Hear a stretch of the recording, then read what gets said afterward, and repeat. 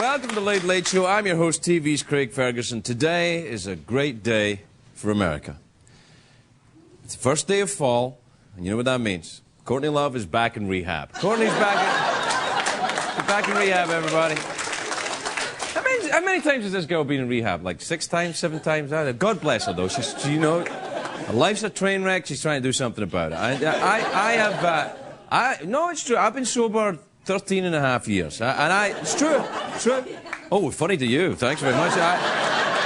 Sober. Oh, you should have seen me when I was a blackout drunk. You'd have been hysterical. I ended up in rehab after a series of unfortunate events involving policemen and nothing to do with Lemony Snicket. Now, alcoholism is a disease, right? And I think it's fun to laugh at a drunk, I admit. But when do you stop laughing? I think it's somewhere between Arthur and Arthur 2. You know what I mean? That's when you stop, like... It's like, what's it like to be rich? It doesn't suck, Arthur. I wish I was rich so I didn't have to make this film, Arthur 2. See what I'm saying? Yes, it stops being funny. I went to rehab in southern England. I had very romantic illusions about what it was going to be like. I thought it'd be like a Merchant Ivory film or something. I would, you know, hack consumptively into a lace hanky and write poems in the shade of a willow tree while, you know, English ladies wept about the tragedy of my dipsomania. And it was England. I thought it'd be lovely. It was England. I thought we'll have high tea.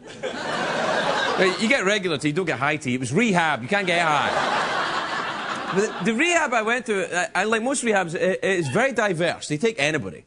Anybody. Alcoholics, anorexics, drug abusers, bulimics, anyone with an HMO, you're in. You are in. It's the United Nations of Freaks. It's just... And it's not glamorous at all. It was not... the place I went wasn't like some fancy Malibu celebrity drunk tank, my friends. We had to clean the toilets. The room was very Spartan. There was no minibar. What a disgrace. I had to share a room. This is true. I shared a room with 2 other guys. I swear this is true. I shared a room with a pastor, a Church of England vicar, who was getting sober for the first time. He was 65 years old. It's absolutely true. And he was getting complaints from his congregation. You know, that they said, "Vicar, we've seen some old drunk sleeping on the tombstones." And when he was hearing the complaints, he said, "My dear boy, I realised it was me." And then my other roommate was a Swiss heroin junkie, you know, a junkie from Stad. Very nice man. So a Scotsman, a pastor, and a junkie. We were like a setup to a joke. Honestly, all we had to do was walk into a bar, but we couldn't go to a bar.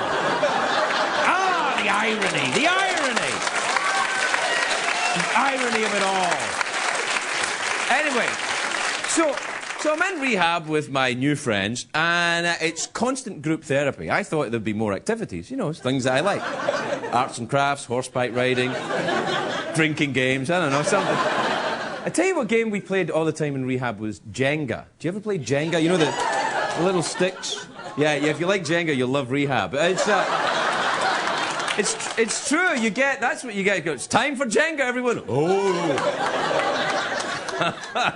And you could always tell who was new, because they were really... couldn't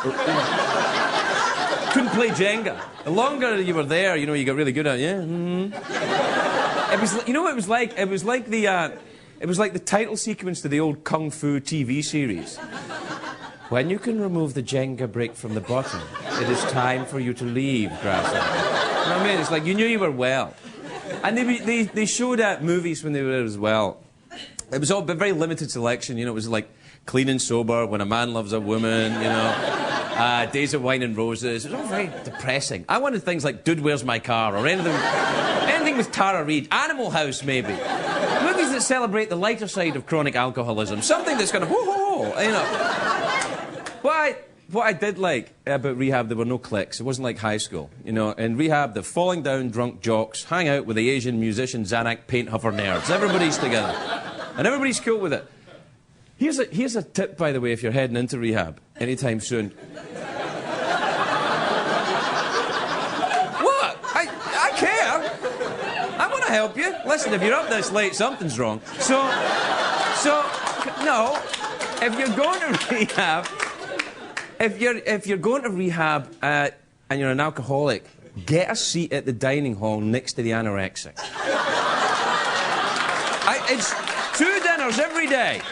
Because they make the anorexics ask somebody else if they're eating enough. So the anorexics go, "Is 2 fries enough?" You go, "Oh yes, that's enough. Here, I'll finish it off for you." Now, I don't want to get you. I could have left any time I want. It wasn't, I wasn't in the big house here. I wasn't Martha Stewart. There was no moat around it. There was, no moat, no fences. It was just a low hedge. A low hedge around the... I've tripped over bigger hedges when I was drunk. There was, however, down the road from the rehab I went to, a very nice English pub. Just down the road. And my dad used to go there and have a pint before he came to visit me. Ooh, the irony again. Very nice pub it was. One visiting day, this is absolutely true, I swear this happened. We're in rehab, and it's all the anorexics, alcoholics, everybody all shuffling. And it was a visiting day, and one of the mothers of the anorexics brought this cake, this huge birthday cake for her. It was to try and fatten her up a bit, No, it makes sense, but the cake was laced with rum. I'm not kidding. And there was a lot of rum in that. A lot of rum in this cake. There were pirates following this cake down the street. They're like, "Arr! Any more of that cake, man?" Fantastic. And of course, she brings it into the rehab party for the anorexic girl who's not interested in the cake at all, but all the alcoholics are going, "I really love that cake." Yeah. "Oh, it's a delicious cake, Mrs. Henderson." So you can have your cake and drink it, apparently. I was looked after by great people, though, just lovely people.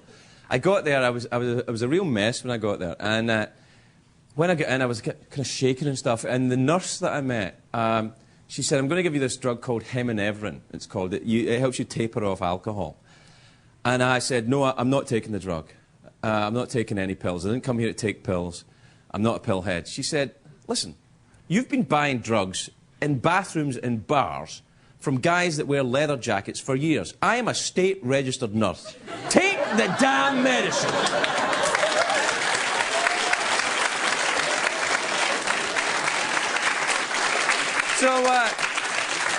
So I gave her $60 and I took 2 grams. Anyway, have you noticed, by the way, that drug dealers are the only people in America who have embraced the metric system? Why is that? Why is that? It's a good way to screw with people that way. Americans don't know what the metric system is. "What's a kilo, dude?" "Oh, it's hundreds of milligrams." "What? Great, how much money do you want?" I'm going out on a limb here. Anyone that uses the metric system, anyone that uses the metric system, not to be trusted. Drug dealers and the French, I rest my case. And the Canadians.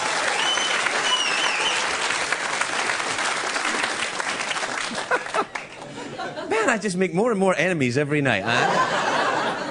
One thing I did notice when you get sober, when you go to a restaurant and you don't drink, I can't believe how cheap it was to go out at night. Food is actually quite inexpensive. Yeah, and if you don't drink, don't go out with a group of drinkers. When I ever go out with a group of drinkers and we're splitting the bill, I always volunteer to calculate who owes what. A, because they're all drunk, and I can do it any way I want, and B, I'm good at math and I know the metric system really well.